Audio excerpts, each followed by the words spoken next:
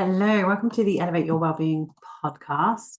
Happy Christmas, happy winter solstice as this episode goes out live. It is the winter solstice this year, and I want to dive into the topic of a calm Christmas.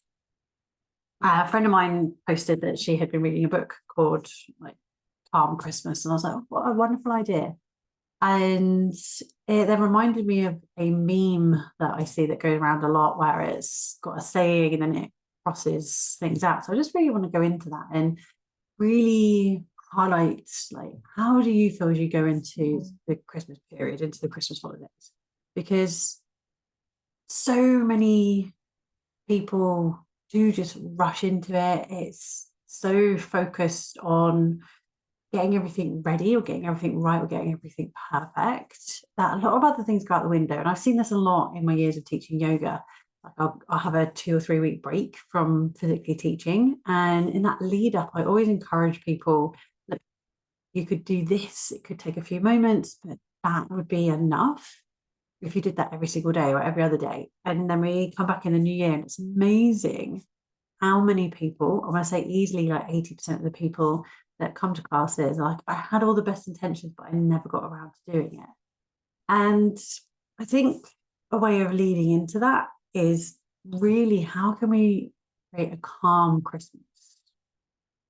And I thought I just wanted to highlight some of these ideas and just see what comes up for you, what resonates for you. It's that take what resonates, leave what doesn't. But it's also then being aware of other elements that we can bring into so we can still be our best self.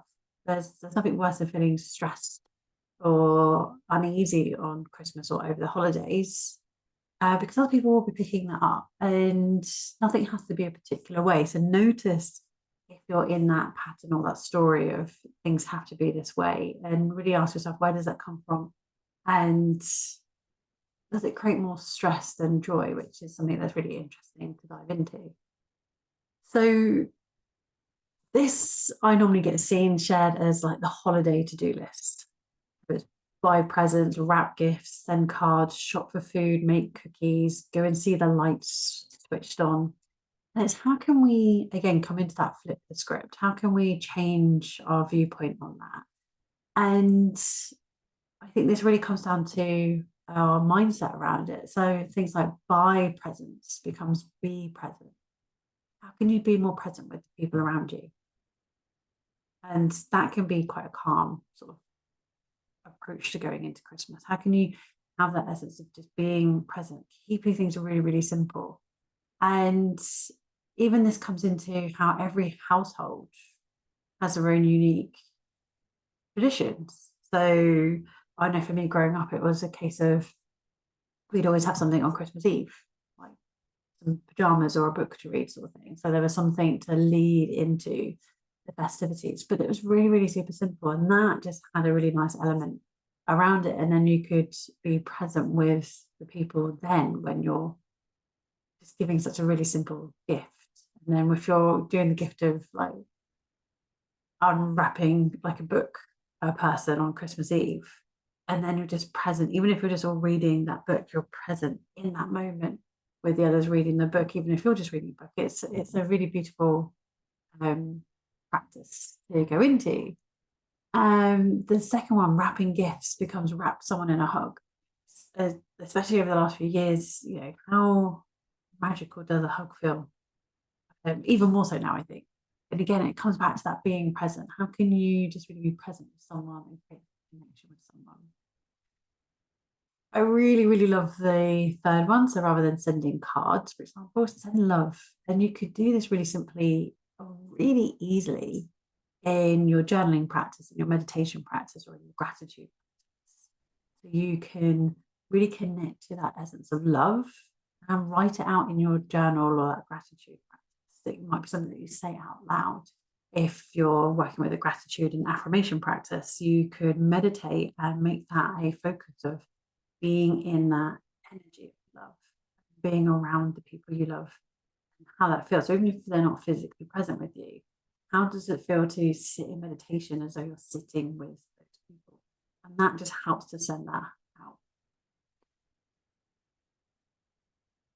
The next one, I've seen a few different ones for this one, but this one I really thought was beautiful. So instead of say shopping for food, it highlights changing it to donate food.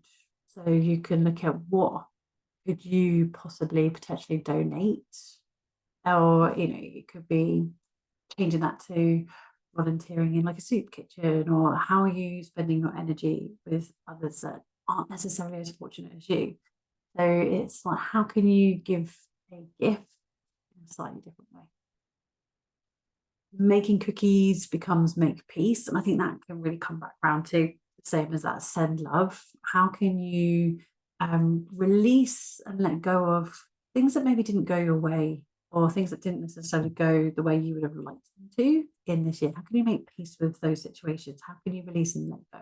So whether that's something that's happened this year, whether that's event, or even with other people, how can you make peace with that situation so you can release it and let it be as we release the year? So again, that might be something that you journal on. It might be something that you come into a gratitude practice on. Sometimes we don't realize some of the stories we're still looping around in until we're shown them by other people, or how we're triggered by particular events. So it could be a really beautiful way for releasing, letting go. And then the last one, which I quite like, is the last one, which is that see the lights. It's a very traditional thing to go and see that all the lights being switched on. How can you be the light?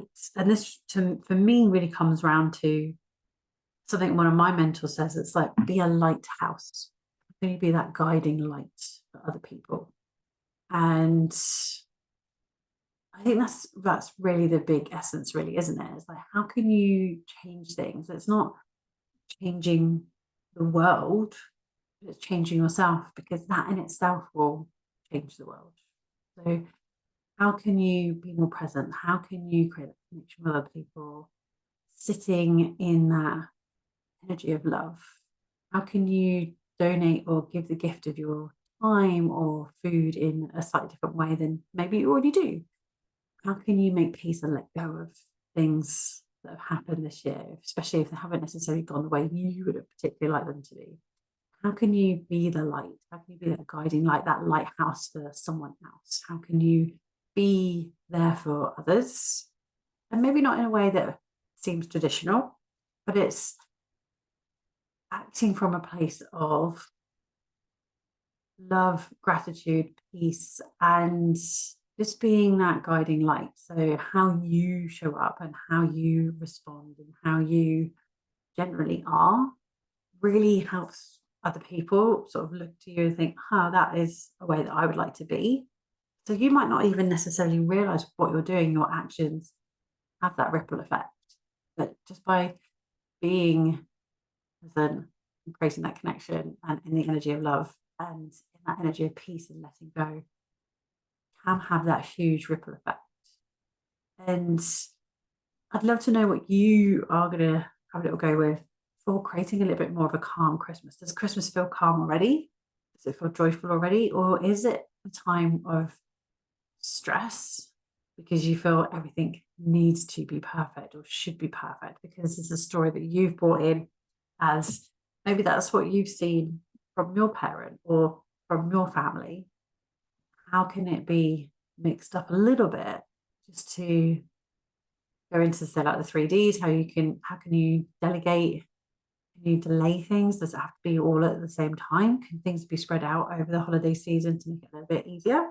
Or how can you ditch things, do certain traditions, do certain ways of how things have always been done?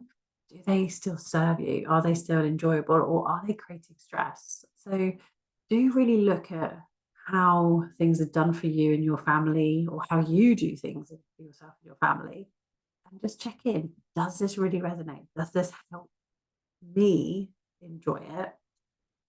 Or am I creating that little extra stress because this is how I feel it should be, and this is how I feel it should be because other people are expecting it to be that way because that's how it's always been?